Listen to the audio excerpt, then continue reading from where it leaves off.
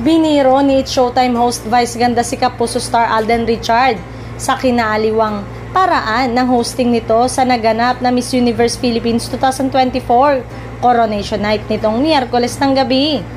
Nag-ugat ang biro nang matakot si Vice sa pagkakasabi ng searcher na si Shane sa segment ng noontime show na It's Showtime na especially for you nang bakit sa pick-up line na isang searchy.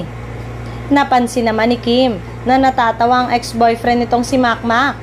Parang siga raw kasi ang ex-jowa niya. Parang pag boyfriend ka niya tapos natahimik ka, sasabihin mo, anong problema? Ni Vice at kunwari ay kausap si Jong. Hirit pa ni Vice, parang si Alden sa MUPH kahapon.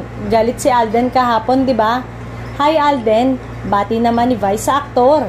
Matatanda ang isa sa mga trending topics sa nagdaang Coronation Night, ang tila pasigaw at galit daw na pagtawag ni Alden sa kinakatawang lugar na mga kandidata na pasok sa top.